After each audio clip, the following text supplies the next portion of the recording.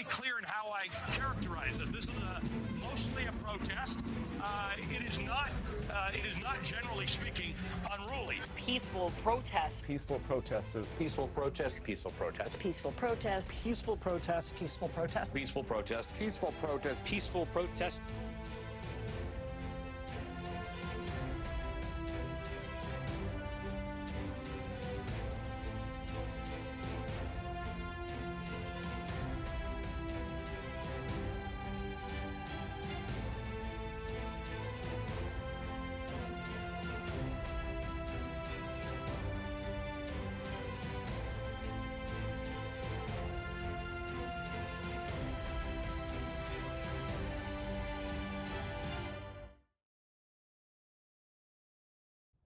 Good evening, I'm Robert Cressionnie. I'm John Gatsis. And you've just tuned in to America in Danger. Thanks for joining us tonight. You know, this day in history is VE Day. Very important day. It is, absolutely. It is the day that Germany surrendered at the end of World War II. Now, fighting continued in the Pacific with Japan. Right, culminating in the Hiroshima and Nagasaki bombs. Exactly. But today is VE Day, and you know, as we have the woke crowd trying to wipe out history, it's always good to remember that. Well, I note that I haven't heard not one scintilla about VE Day today on any major news outlet or anywhere on the TV or the radio. So maybe it was mentioned. I didn't hear it. I didn't hear it either. That's all part of let's erase American history, exactly, which is the mode that we seem to be in right now. Yeah, that's why I wanted to mention it tonight, because it's important that we remember these things. I agree. You know, very important day in our history. I can't remember who said it, but they maybe it'll come to me in a little bit. But they said history's irrelevant. Well, and of course they were of the communist persuasion. And I believe it was a Chinese emperor in 1500 or so.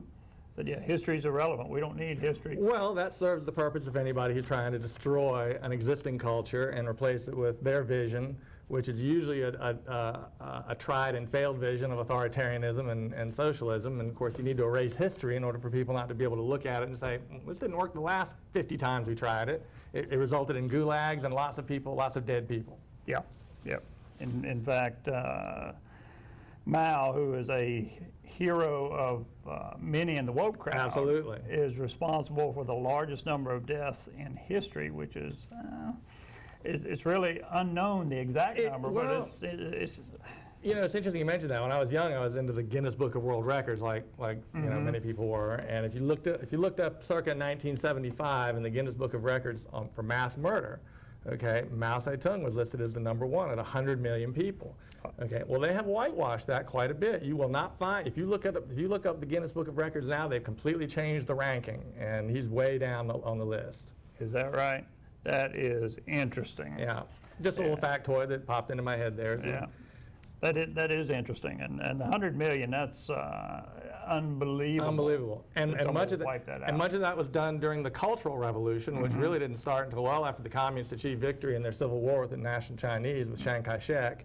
And the Cultural Revolution is very much the model for what's happening in this country right now, a complete, you know, reordering and remaking of the culture, down to the point of, you know, renaming the days of the week. I mean, that's something they did in the French Revolution, but they did things like that in the Chinese Cultural Revolution, and that's what they're doing here. They're redefining things. They're eliminating certain parts of our history.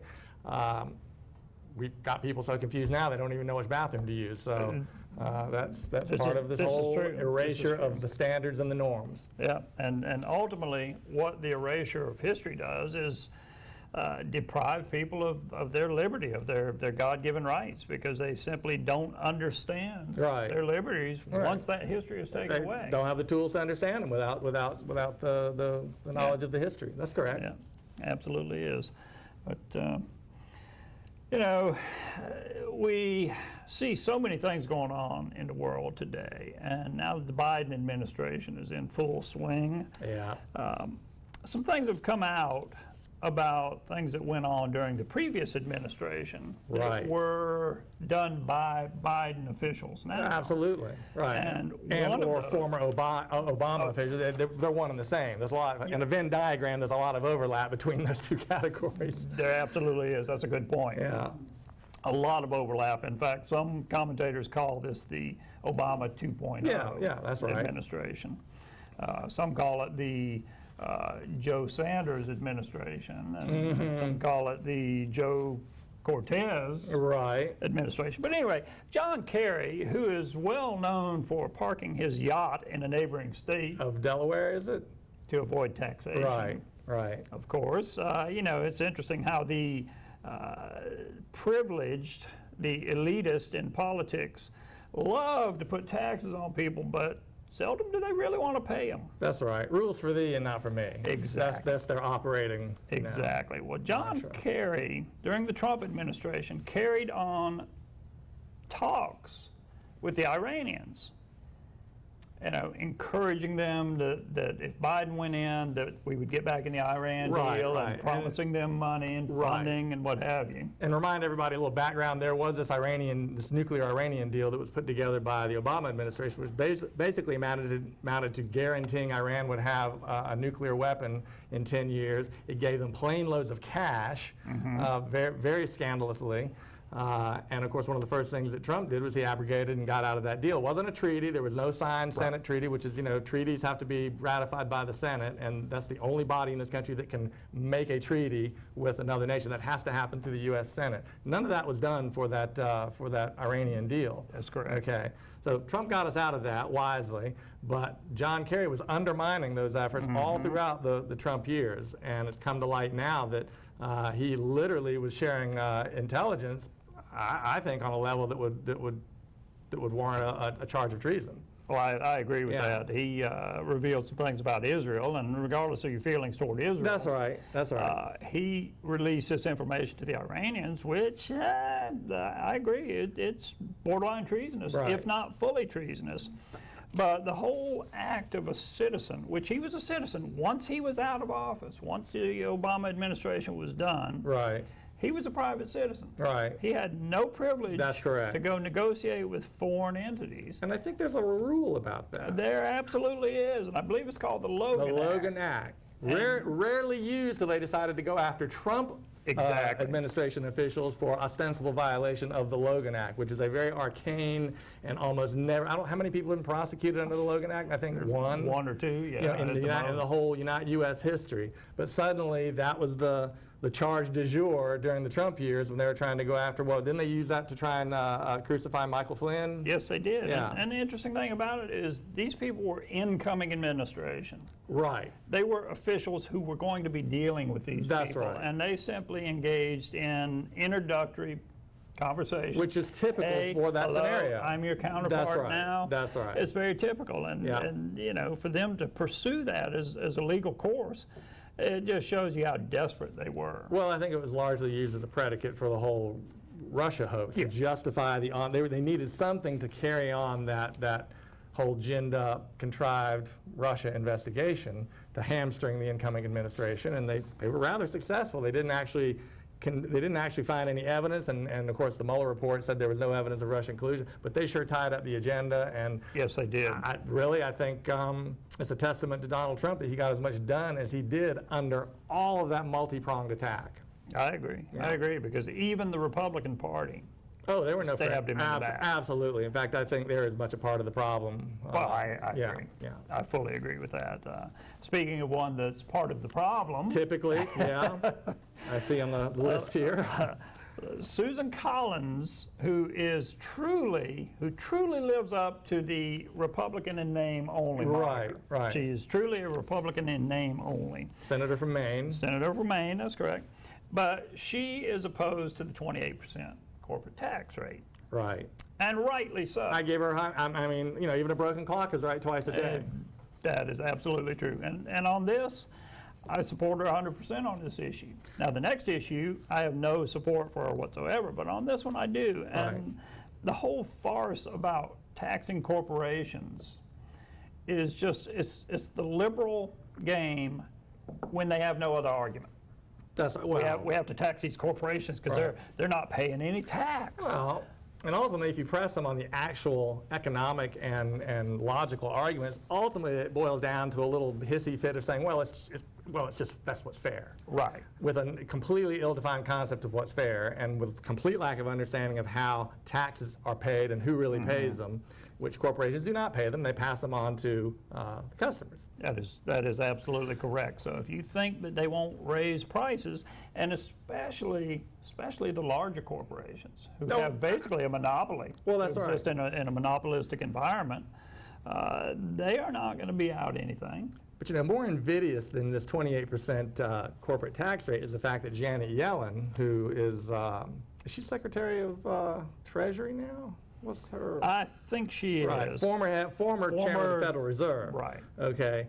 Her proposal and the objective she's pursuing is to establish a global 28% tax, okay, with the idea that it'll make it impossible for corporations to seek lower tax environments, which is exactly what happened during prior administrations and prior years, which is one of the things that Trump did, was to lower the rate to 21%.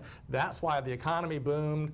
A lot of money came home, a lot of corporate activity came back to these shores. Well, they're just chasing them off again with this 28%. Yep. So what these global communists want to do, and I put Janet Yellen in that category, and I'm using that phrase intentionally, what these global communists want to do is set a floor where no nation can have lower than a 28% tax. So the argument is, well, it'll keep people from leaving our shores, but we'll still steal their money, okay, and use it for our nefarious purposes. Yeah. And so I have a real problem with that, because that's a very below the radar kind of activity that's occurring right now. As do I. And the whole notion of implementing any kind of global tax is just is such an affront to individualism and individuals. And national sovereignty. Absolutely. And right. And what is the basis for that? Who's the authority on that? Some functionary at the UN, some artist? Yeah. Yeah, it's part of the whole globalist agenda, right. The globalist plan to rule in a globalist environment, right. and that's what we see. And with China as the model. Absolutely, China as the model, and we know that the Biden administration officials have already announced that their intention is not to contain China. Yeah, Blinken said that. Anthony Blinken, he said that outright. But simply to make sure they play by the same rules. Right, they're going to establish these rules that they're going to pretend to enforce. China never abides by the rules. No, okay, we know that. Again, I think Trump's legacy, while much of it will be about immigration, I think the bigger and more important element of his legacy will be the pushback against China. We haven't had a major politician or president in this country since I've been paying attention to these things, and regrettably that's getting to be a long time, who has ever pushed back against China in any way, shape, or form. He did that, and that was the crime as much as anything for which he was, summarily manipulated out of his reelection. I'll phrase it that way. I agree, and we have to remember that the Bidens are heavily they've got their own pockets being lined directly by communist Chinese enterprises and activities, and it's in plain view for everybody to see. It absolutely is. Yeah. And even though Biden claims he's going to take a hard line on China, we've seen nothing of the sort. Well, that's nonsense. It is nonsense. He's been in the Senate and in government and in high levels of government for 47 years. But now he's part of the reason that China has risen to the level of international threat that it has become. So that's just nonsense. That's just a complete lie. It absolutely is. And with that, we're going to take a little break. And when we come back, we're going to talk about something coming down the pike. And it's not something we want coming down the pike. Great. So stay tuned. We'll be right back after this.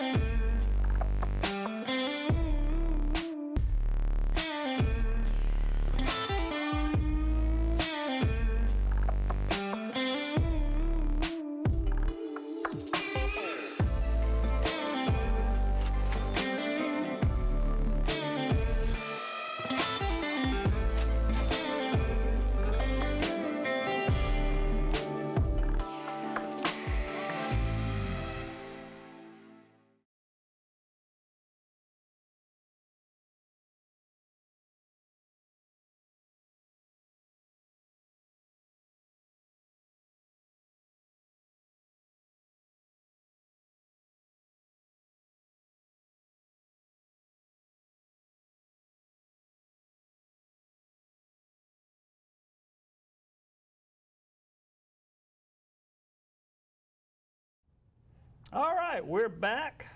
We're America in Danger every Saturday night at 6:30, so tune in. You can get us on the web. And 24 hours a day, we're America in Danger. Yes, we are. Absolutely. The country is truly in danger all hours of the day and night. Well, you know, the government has taken some extraordinary steps with the COVID situation. The spending has been just through the roof, unbelievable. There's still $2 trillion sitting there in the fund that hasn't been dispersed. Right. And the Biden administration wants to add another 4, plus another 2 on top of that outside of the 4. So that's a lot of money. And you know, when the government spends like that, they're not making that money. They're not creating that money. They're not creating the wealth that money represents. Exactly. They're printing that money out of paper, Right. whole cloth. It's not worth more than this paper right here when you print it out like that. That's correct. It's just created ledger entries that are created. That's the Federal Reserve buys treasury bills out of an account that has no actual number in it. Exactly. It's just conjured up. Yeah. And with that spending, every time they print money, every time the Federal Reserve buys these treasuries, that's putting more money into circulation. Right. And whenever you have more money chasing a supply, which, you know, supply is finite. Correct. Right. There's only so much supply, whether it's manufacturing, whether it's goods, services, whatever. There's only so much of it.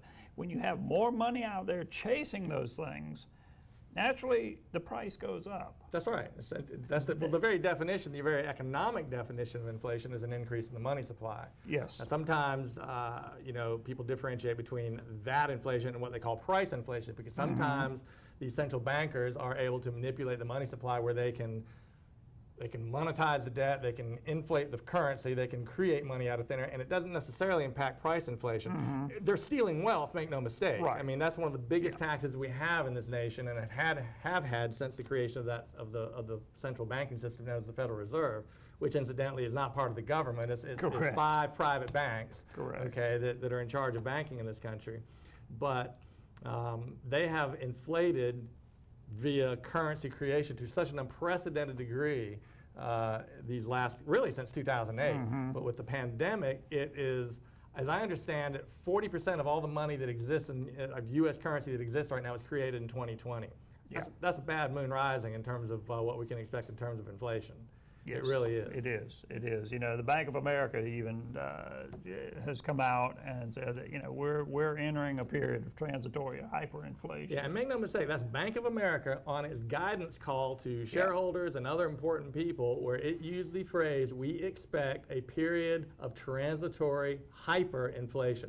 Hyperinflation is Banana Republic, Weimar Republic, which is the government that was established, that existed before Nazi Germany, where they were having to wheel cash around in a wheelbarrow to buy a loaf of bread.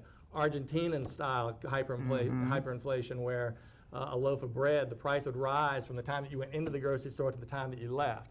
Now, are we facing that? Probably not that level, but we are looking at, as almost a mathematical impossibility for us not to experience that level or some level of very dramatic inflation. What it really means is that whatever dollars you have saved right now or that you're holding on to, I've heard predictions that that the purchasing power associated with those dollars could be as much as 50% reduced over the next 4 years.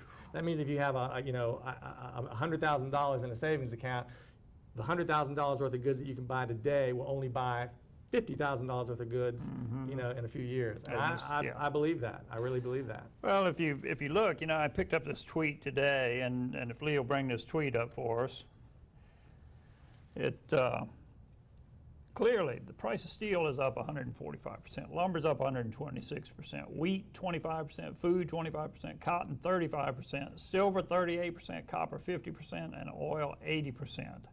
In 70 days. Yeah, wow. Now, it's worse than I thought. This is a tweet from Patriot Mike 15. Right.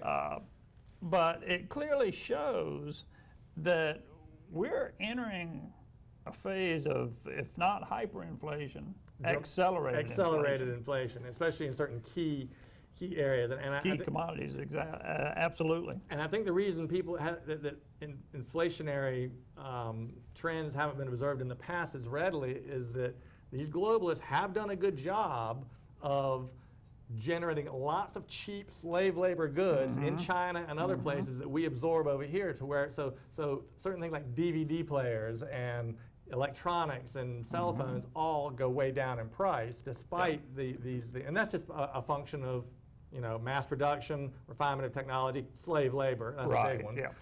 They don't have to pay environmental costs either over there in China. Okay, and that sort of offsets in people's minds the effect. But if you look at a core basket of goods, you know, housing and food and raw materials, you know, inflation has been really 2% for a very, very long period of time. And that compounds to quite a bit. I mean, just look at the purchasing power of the dollar now compared to what it was 30 years ago, you'd be shocked. Yeah, that's right. Very shocked. Absolutely. You know, I'm old enough to remember when a pickup truck, you could get a very nice F-150 pickup truck for $2,900. Well, I bought walk off the lot, $2,900. You know, my data point on that is I remember buying my 1986 Jetta GL, Volkswagen Jetta GL, for $10,000, and it was a nice, you know, not the top of the line, but definitely not the base model either. The good middle, you know, $10K out the door with tax, and you know, there are no cars that you can get for $10K now. No, they are not. They are not, and you know, all of this is contributed to by people in this nation and elsewhere demanding free stuff. Right. Things are not free. Wealth is not created by the government. That's right. You know, the government produces nothing. Nothing. Now, well, you know, there was a joke in the old Soviet Union. The workers said, and if you talk to anybody from that part of the world, they know this phrase. I had somebody from Czech Republic, I quoted this to them, and they said, I'm surprised you know that. I said, well, I just read it somewhere. Yeah. But they had a phrase in the old Soviet Union where the workers said, we will continue to pretend to work as long as they can continue to pretend to pay us. The point being, there were plenty of rubles circulating in Russia, in the Soviet Union at that time, but there was nothing to buy because there was no productivity. Yeah. There was no actual wealth underlying those rubles. Okay, and that's part of what's going on here. They're increasingly creating a situation where we're not creating productive wealth. We're not productively creating wealth, I should say. Yeah, you know, government tends to pick winners and losers and destroy competition. Right. And if you want to know why it's $70,000 a year to go to some universities, it's because people are going to these universities with government backing and end up with $150,000, $200,000 in student debt. That's right. That they want for free. They want government to forgive that and to pay that. But if you want university prices to come down, make them compete. That's correct. Make them prove that their degree programs are productive and that you can go out and get a job once you get through with that. Or at the minimum, that they just provide a valuable education. Exactly. Usually people didn't go to college to learn a career. They went to become educated. You know, if you wanted to study history, you studied history and you became, you know, knowledgeable about those things. You wouldn't necessarily be able to go out and get a job. That was kind of another realm. But they've turned college even now into sort of a glorified trade school. Yeah. And increasingly, they're not teaching any basic, you know, just things that we consider to be representative of an educated person, the classics, the great books, any of that, and all that it's now all, you know, women's studies and gender studies and ridiculous non-subjects. Yeah. Yeah, I remember telling a professor one time that I didn't think that his class deserved an entire semester. Right. It deserved at most a chapter in a textbook. Right. Right. And of course How did that translate it to your grade? Not very well. They said, "Why are you here?" I'm like, because I want a degree. Right, which increases the way I've heard it characterized most aptly is that people aren't educated anymore, but they are credentialed. So we've got this whole sort of Mandarin class of people, and that's the sort of a phrase that characterizes, you know, this hierarchy. You know, we've got this whole group of people now that are credentialed through universities like Harvard, but when you actually listen to these people talk and pontificate, they're very unimpressive, increasingly unimpressive. Absolutely. Well, I watched a Thomas Sowell interview the other night, and you know, he has a degree from Harvard. Very impressive individual, by the way. I think so. Which I have an interview that I'm going to run next week. But he said that the best thing about his Harvard degree was that now he doesn't have to be impressed by anyone with a Harvard degree because he sees that it's just not that impressive once you get it. I thought that was rather clever. Yeah, well, he's right. Absolutely is right. Well, you know, speaking of credentialed individuals and people who appear to be more than they are, you know, I thought it was interesting. I ran across this article, and, you know, everyone in the media and government and everywhere is always fond of saying, well, you know, it's always the leadership in these agencies that's a problem. You know, the men and women working there. They're doing the Lord's work. Yeah, right. And the reality is, if you speak to anyone that comes out of that environment who's had enough of it, who's fed up with it, what they say is that that's a myth. There is no honorable rank and file. In the FBI. In the FBI and these other agencies. Well, intelligence agencies and what have you. I'm sorry, you know, to me, if you work for the IRS, you're part of the problem. You're part of the problem. That's right. You are part of the problem. Speaking of which, Biden wants to give the IRS another $80 million to come after tax cheats. And my question is, if there are that many tax cheats out there that you need to increase the ability to go after them, then why are you not going after them now? Right. What's the problem now? Right. They have no documentation on this. There's no proof. It's pure conjecture and absolute just hyperbole, because what they're doing is saying, oh, well, you know, we know there's a lot of cheats out there, and we're going to, well, look how much money we're going to get back on this. Right. And the reality is, it's a fishing expedition, because what they do, what the IRS does, if they're going to audit you, it doesn't matter if you are the Pope. They're going to find something. Well, that's the essence of it. I mean, and really, you can extend that to how they do things in general. We've become such a legalistic society. I mean, I would argue it's impossible to start a business without breaking the law. You know, it is. What they've done is they've made it so that if they decide to come, if they target you, they for some reason they decide they don't like you. They say, Robert, we don't like we you know, you're doing the show, we don't like it. We don't like Suddenly, your business activities are subject to scrutiny. Yes. They'll find something, some arcane little, you know, obscure thing that you're not doing that you're supposed to be doing. Well, that's all by design. It is. That's absolutely by design. And the IRS does exactly that. They will come and audit your return. They're going to disallow some deductions, or they're going to find a way to extract some money from you. They'll never say, gee, you know what, it looks like actually we owe you money. We sure are sorry for that. I promise you does not happen in an audit scenario. No, that's the... and we're going to pay you for your time, and we're going to pay you for all the inconvenience and the lost sleep, and you've got to have your accountant sitting here. Do you think that happened? No. Negative. No. You'd be more likely to find a unicorn than for that to happen. Well, you're just going to wake up and go, oh, I was dreaming. Oh. Yeah. Wow. Yeah. You know, these government has just grown to the point that we used to look at communist nations and say, wow, you know, they've got all these rules and regulations and laws, and they just, you know, they dictate to their people what they're going to do, what they can say, what they can think. And always with the question in your mind, how did the people allow this? How did they put up with it? How did they let this happen? How did they let this happen? Exactly. You know, there are any number of warnings that we've had in the past. In fact, I've got a video clip. And this is from a gentleman that's been around for many years, G. Edward Griffin. Wasn't he in the FBI? That was Dan Smoot. I'm thinking of. Yeah. Smoot. Yeah. Well, G. Edward Griffin has also written a book on the Federal Reserve called "The Creature from Jekyll Island." Yeah, which is a very outstanding primer on that whole subject. Absolutely is, and you would be shocked at the shenanigans that went on to create the Federal Reserve. Yes, you would. You would absolutely be shocked if you read that. I suggest you do. And it reads like a novel, so. Yeah. But G. Edward Griffin issued a warning, and we see that pattern played out. You know, we talked about patterns on a previous show, and how all of the things that are done in government, in global issues, and all of these issues are patterns. Right. It's the same play executed time after time after time after time. And people simply fail to recognize that pattern. That's why they want to erase the history. Exactly. You can't see a pattern that you can't study retroactively. You have to be able to look at history to see those patterns. So. That's exactly right. Yeah. But everything is a pattern, and once you recognize that pattern, then it's easy to spot. Absolutely. Easy to spot.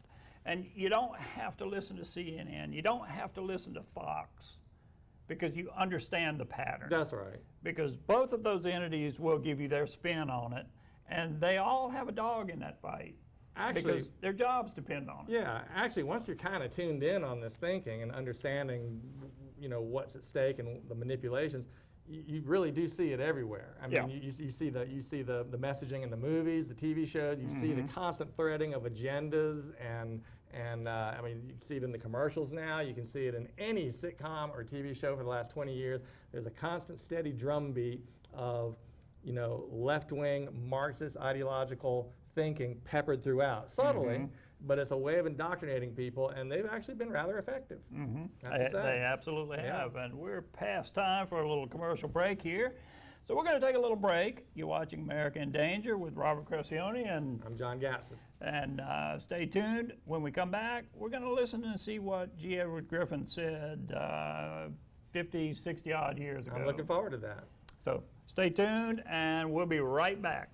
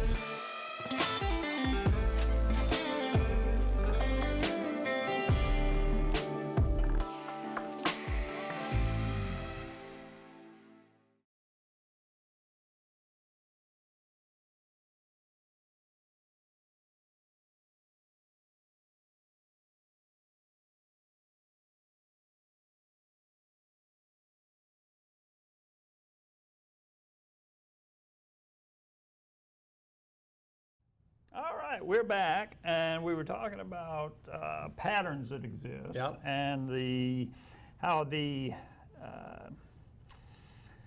I don't know what to call them exactly, because if you call them the insiders or the conspiracy or whatever, people tend to look at you like you're crazy. We're just calling them the enemies of freedom. The enemies of freedom. That's a good one. That's a good one. The enemies of freedom. Right. So let's see what G. Edward Griffin had to say about the enemies of freedom back in the 50s.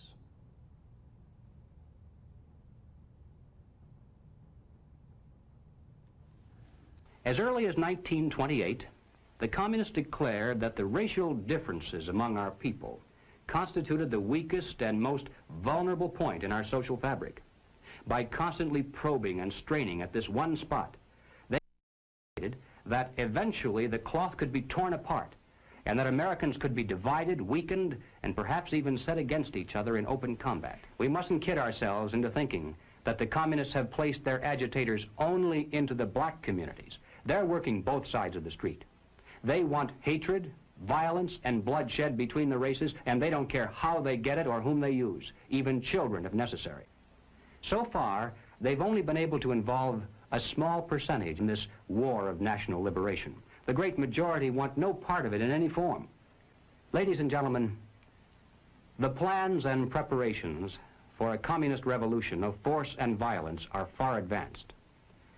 The organization behind these preparations has almost unlimited financial resources, and it provides both training and leadership based upon years of experience in many other countries. Our enemies are deadly serious about their task, and it's nothing short of national suicide for us to continue to ignore their plans and their progress. The strategy of the proletarian revolution calls for the quiet conversion of our government into a communist regime, but under the banner of socialism. Well, what is socialism? All right, let's define it.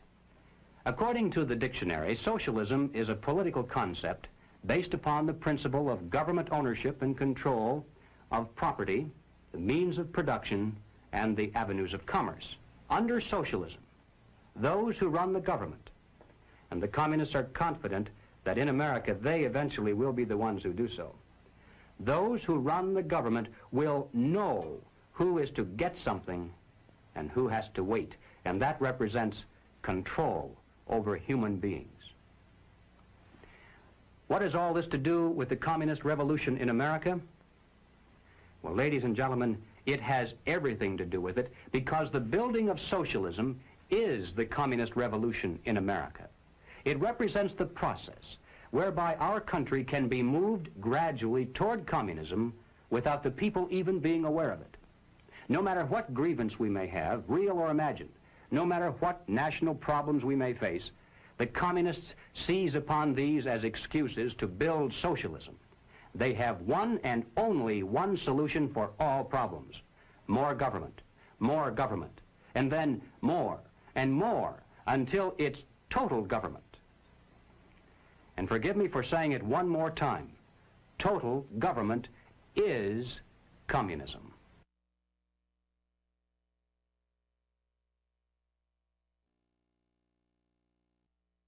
In 1943, the following directive was issued from party headquarters to all communists in the United States. It read, "When certain obstructionists become too irritating, label them after suitable build-ups as fascist or Nazi or anti-Semitic, and use the prestige of anti-fascist and tolerance organizations to discredit them. In the public mind, constantly associate those who oppose us with those names which already have a bad smell. The association will, after enough repetition, become fact in the public mind."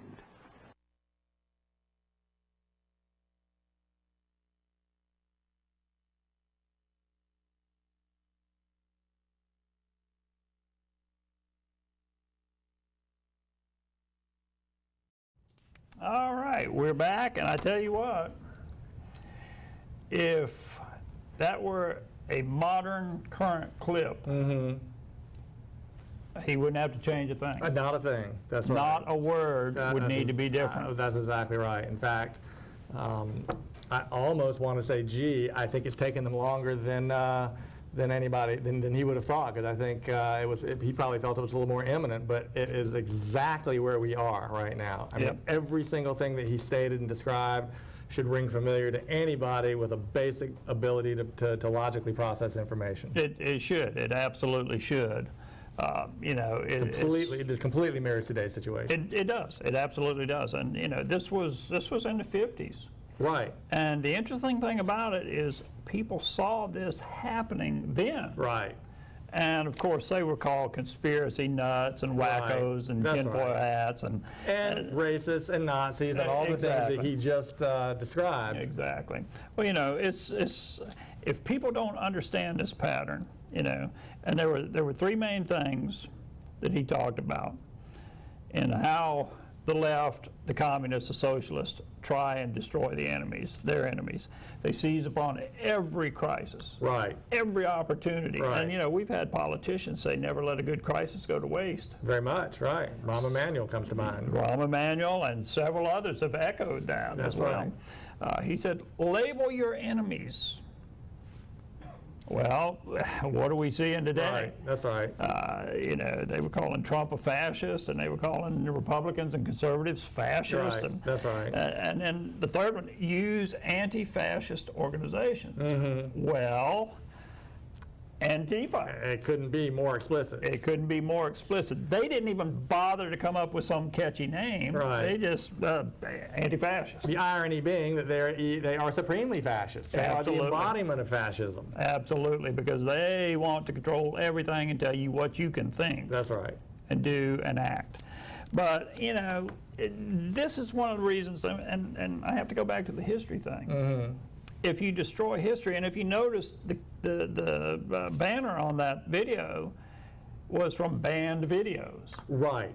Right. And there's an organization that tries to put these things out and keep them out, but Right. largely I'm surprised YouTube hasn't banned them.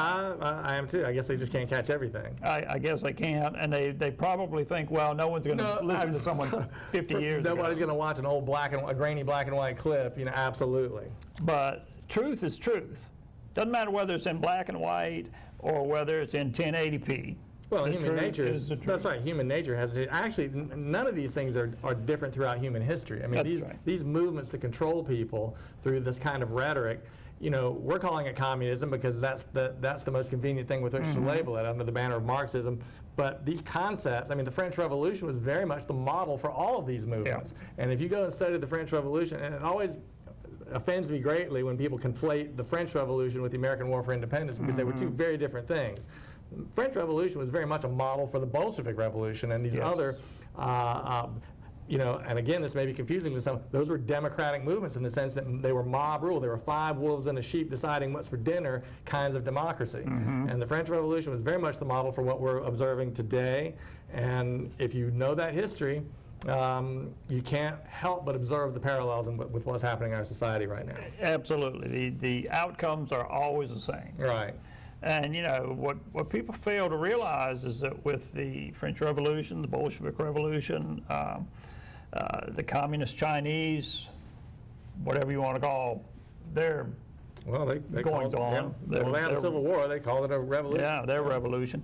Well, it always consumes the revolutionaries. Definitely. Well, the Because left always eats its own, ultimately. It does, Yeah. because the French, orchestrating the whole French Revolution, condemning people to the guillotine with a kangaroo court, a hearing in the street, a thumbs up, a thumbs down.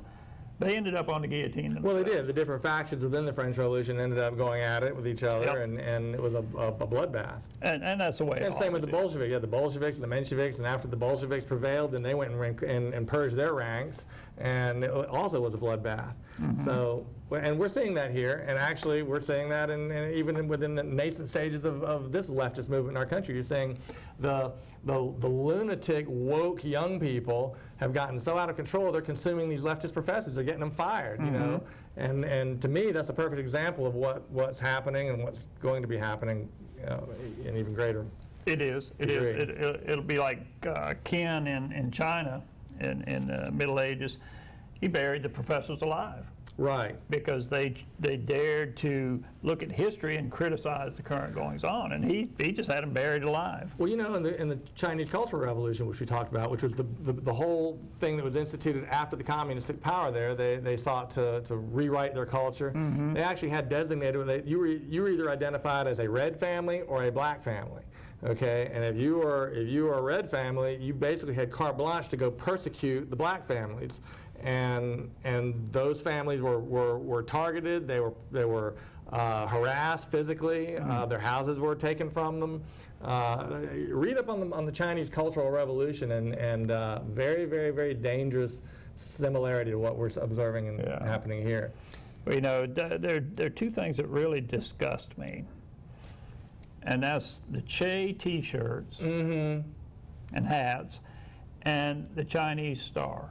Right. That people wear as a fashion statement. Right. That just really, that is just so. And the Mao tattoos. And the Mao tattoos. Yeah. That is just so much an affront to the hundreds of millions of people who have been killed in those. Yeah, most of it was just pure ignorance on the part of people who just don't know any better. But it's shocking the degree to which people who do know better, they plant those symbols. That's one of the things you're talking about the movies. You can watch a lot of movies and you'll see the art in the background. You'll see all these things going on that you'll see the Che photos of the Che Guevara, who was a communist revolutionary in Cuba and responsible for the deaths of many, many, many people. Yeah, you absolutely do. In fact, you'll see a character in a movie with the Che shirt on. That's right. It's very common. It is very common. That's right. And probably if you ask them who that was, they might not. They wouldn't be able to tell you much. They couldn't tell you much. It was for the people. Yeah, for the people. That's right. For the people. It was an agrarian revolution. Yeah, we see how that turned out. We talked about G. Edward Griffin and his warning. And there have been others. Kurt Vonnegut was one. Kurt Vonnegut, right. You know, right. No, who nobody would accuse of being a conservative. No, that's for sure. And actually, he was a socialist.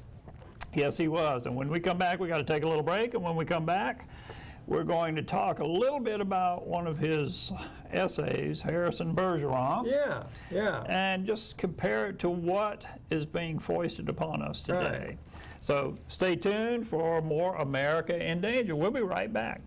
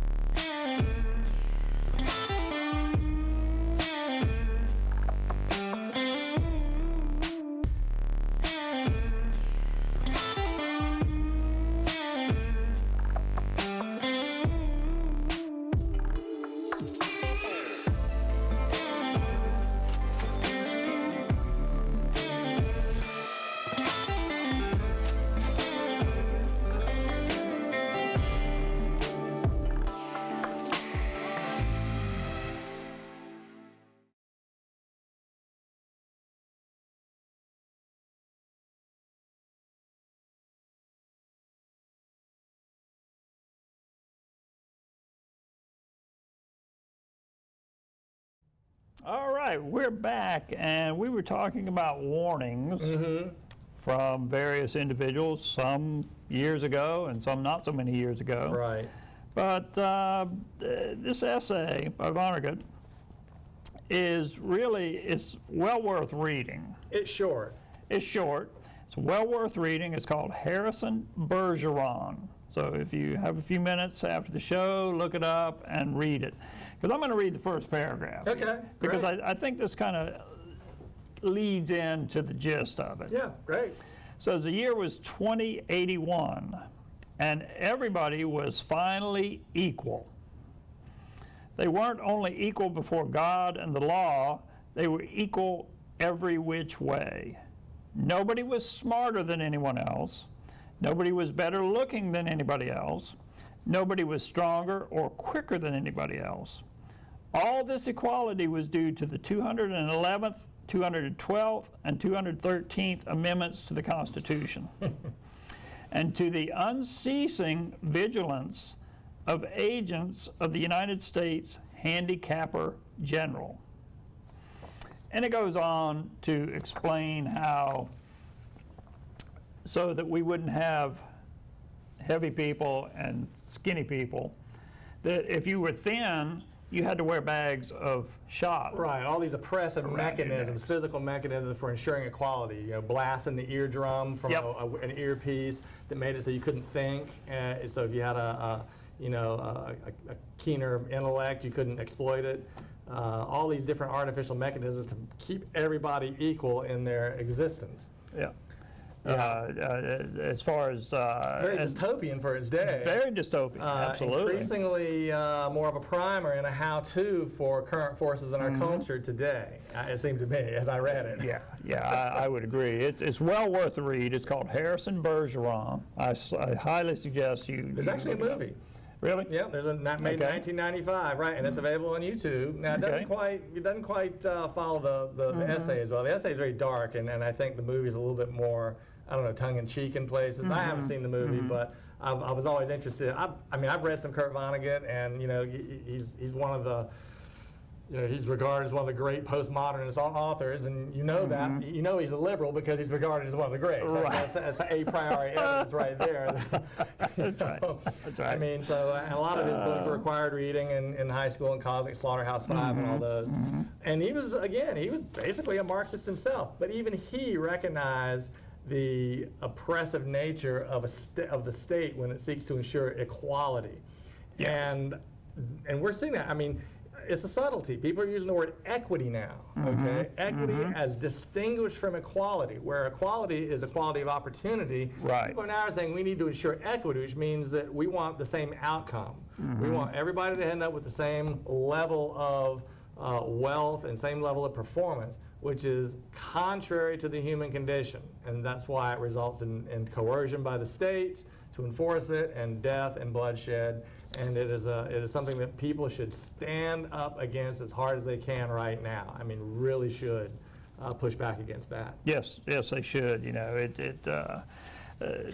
everyone's familiar with the principle of equal distribution under the communist model and the socialist model and what have you. But Right. you know, this goes beyond even that.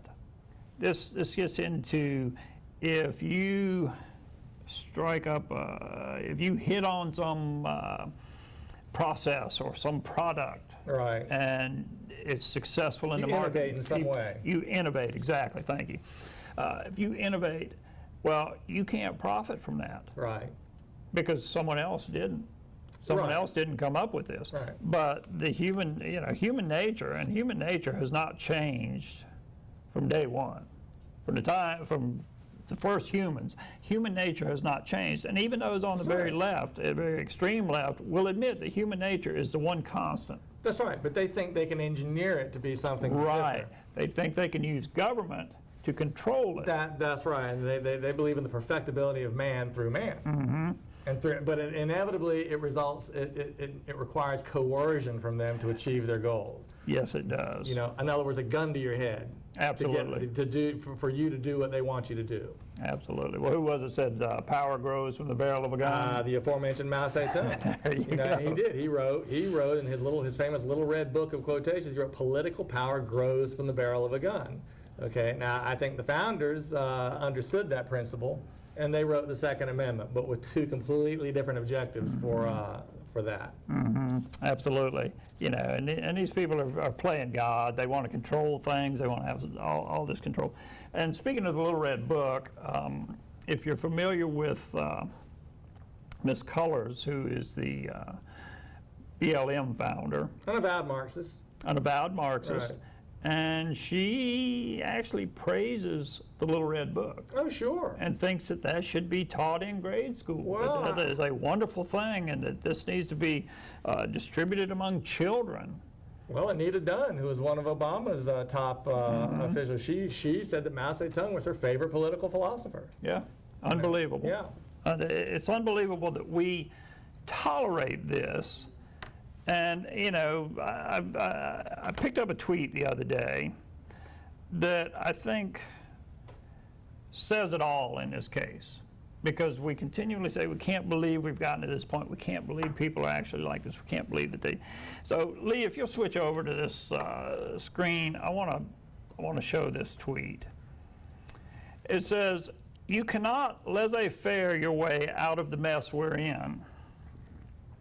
If you wanted to live and let live, you shouldn't have let the people who hate you take over everything. Now you're going to have to do things that make you uncomfortable, or you're going to lose." Boy, is that ever correct. And he went on to say, "This is true. The Achilles heel of the conservatism and libertarianism is that it has no mechanism to play offense. In fact, the mere mention of offense makes the right uncomfortable. A defense-only strategy is doomed to fail, which is why we are where we are." Hear, hear. So that just that pretty much sums it up and says it all. It does. You know, It does. we have to wonder why people continue to elect the same politicians. Well, we've alluded to some of this in prior shows. There's several things. One, you know, people generally who think like we do are busy with other aspects of their lives. They're actually productive citizens. They're trying to raise their families or grow a business, and they just want to be left alone. And they tend not to be in-your-face, confrontational malcontents, which is which to me represents the largest force that the left has as their foot soldiers. They're these people who are they're just resentful and mad. It's easy to get those people out in the streets and pushing everybody's buttons. That's one aspect. The other aspect, and that's why we re-elect these people, we've embraced the idea of universal suffrage for people who really probably aren't qualified to vote. This is true. Okay, I mean, this is if true. you're not a tax-paying citizen or you can't pass a basic civics test, you really shouldn't be queuing up to the polls. I tend to agree with that. The founders structured it that way. In the early days, you had to be a property owner to vote. I know that's offensive to many people, but that's because they don't understand the greater value of having constitutionally protected liberties over that of some meaningless vote in a democracy, which ultimately just leads to tyranny. That's right. That's exactly right. And, you know, we've been convinced that everyone has to vote. Right. That's the essence of democracy. Everyone has to vote. Well, it is the essence of democracy, and it's dangerous. It absolutely Democracy is 5 wolves and a sheep deciding what's for dinner. That's right. And if you go to vote based on the last political commercial you saw, the last political ad you saw, or what the host on CNN tell you, or even what the host on Fox News tell you, if you're depending on a talking head to tell you who to vote for, perhaps you really shouldn't be voting. That's right. That's right. You know, our obligation as citizens is to study these issues, to watch these politicians. And I tell you what strikes fear into the heart of every politician, and that's knowing that his constituents are watching. Right. That's why I did a show on the General Assembly, how to contact, how to talk to your congressman, how to communicate with them, because that's the thing that strikes the greatest fear in them. And that's the thing that we as individuals need to do. You're here. And unfortunately, we are out of time tonight. Unfortunate. I enjoyed being here. Me too. I had more to say. As do I. There is never a shortage, I assure you. But these shows are being put on YouTube, so you can check them out. Before we get canceled. Before we get canceled, that's right. It might get canceled on YouTube, but go to WHIG, go to YouTube, then go to WHIG-TV, search that, and then click on videos, and you'll find our videos there, so you can watch previous episodes and tune in live every week. Yeah, please. I'm Robert Cressionnie. I'm John Gatsis. Thanks for watching. See you next week.